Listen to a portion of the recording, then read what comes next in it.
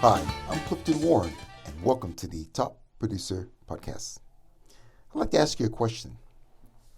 Have you ever felt that you did everything right in the sales opportunity? You asked good questions, you delivered a well-prepared proposal, you followed up professionally, and the client seemed engaged, and then nothing. No decision, no response, no explanation.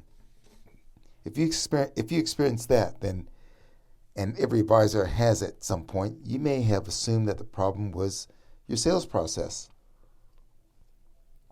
But what if the real issue wasn't your sales process at all? What if you were following your process while the client was following a completely different one? That's what today's episode is all about. Understanding the difference between the sales process and the buying process. Because, great advisors, professionals don't try to force clients through their sales process. They guide clients through their buying journey. Two very different journeys. Let's begin with a simple observation. Every business has a sales process. It might include prospecting, qualification, discovery, needs analysis, proposal, presentation, negotiation, closing, follow-up. Those are the major ones. Those stages help advisors to organize their work and the pipeline. They're useful, they're necessary. But here's the challenge. Clients don't think in sales stages. They think in buying stages, and those stages look entirely different. So let's look at how clients buy.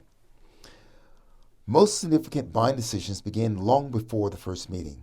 A business owner notices something isn't quite right. Perhaps costs are increasing. A major contract has introduced new risk. Cyber threats are becoming more frequent. A key employee has left. Growth is creating operational complexity, and something changes. At first, they may simply become aware of the issue, and along the way, they know something needs to be done. Then they begin gathering information. They talk to colleagues, they search online, they read articles, they attend industry events. Only after they develop some understanding do they begin looking for advisors who can help. By the time you receive that first phone call, the buying journey may well be underway. See, the mistake most professionals make is they assume that because a prospect has agreed to meet, they're ready to buy. Often they aren't. They may still be trying to understand the problem. They may not even yet agree to internally that a change is necessary. They may be comparing different approaches rather than different advisors. If we start presenting solutions too early, we create resistance. And because we're solving a problem, the clients fully accept it yet. So you want to meet clients where they are. And one of the most important lessons in advisory selling is this. Meet clients where they are, not where you wish they were. So if a client is still exploring the problem, if they're evaluating possible solutions, help them compare alternatives. If they're selecting partners, demonstrate why your approach creates value. Every conversation should match the client's stage of decision making, not the stage in your CRM.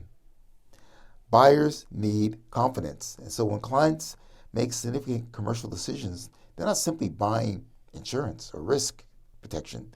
They're buying confidence. The confidence that you've identified the right problem. The confidence that you've considered the available options. The confidence that they're making a sound decision, and the confidence they've chosen the right advisor. One role isn't to pressure people into making faster decisions. Our role is to help them make decisions. Ironically, when clients feel more confident, they often decide to buy more quickly. So, questions before solutions.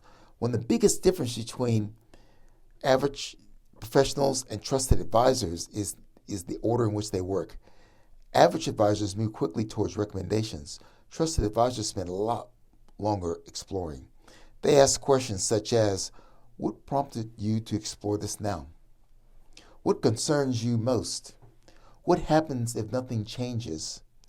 Who else will be involved in the decision-making process? How will you decide between different advisors? What would a successful outcome look like? Those questions help you understand not only the business problem, but the buying process. We often think of business decisions as purely logical. They're not. Every commercial decision contains an emotional element. Business owners worry about making the wrong choice. Executives worry about protecting their reputation. Boards worry about governance. Finance managers worry about costs. Operations managers worry about disruption. People justify decisions logically, but they make them emotionally. And advisors must understand those concerns create far greater trust. So let me rephrase that. The advisors who understand those concerns will create far greater trust. So you want to remove friction. See, another key responsibility we have out there is removing obstacles from the buying journey. Clients often hesitate because something remains unclear. Perhaps they don't fully understand the recommendation. Perhaps internal stakeholders haven't been consulted. Perhaps implementation seems complicated. Perhaps timing seems uncertain. Rather than asking, can we move forward today? Ask, what would help you feel comfortable making this decision? That single question often uncovers the real barrier. Think beyond the sale. One of the reasons I prefer the term trusted advisor is that it shifts our focus. Our goal isn't simply winning the sale. Our goal is helping clients make good decisions. Sometimes that means recommending they wait. Sometimes it means suggesting a different approach. Sometimes it means acknowledging that another provider may have a better fit.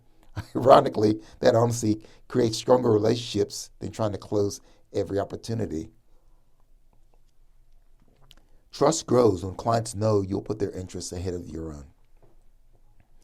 So you want to align your sales with buying. But what does that mean in practice? It means that your sales process should support a client or prospect's buying process. Marketing should help clients recognize opportunities and risk. Discovery should help them understand their solution more clearly. Recommendations should provide the confidence, not confusion. And implementation should make change as easy as possible. Ongoing account development should continue supporting as their business evolves. When those two processes become aligned, selling feels less persuasion and more like professional guidance. So here's some thoughts I'll leave you with. Clients don't wake up hoping someone will sell them something. They wake up trying to solve problems, reduce risks, create opportunities, protect what they've built. Our responsibility isn't to push them through our sales process. It's to walk alongside them as they move through their buying process. See, when you understand how clients make decisions, your conversations will become more meaningful. Your advice will become more valuable. Your relationships will become stronger, and your results will become more predictable. Remember, people don't buy because you have a great sales process. They buy because you've helped them make a confident decision. If you found today's episode valuable, please subscribe, leave a review, share it with your colleagues or anyone who wants to move beyond traditional selling and become a really, truly trusted advisor and top professional. I'm Clifton Warren. Thanks for listening.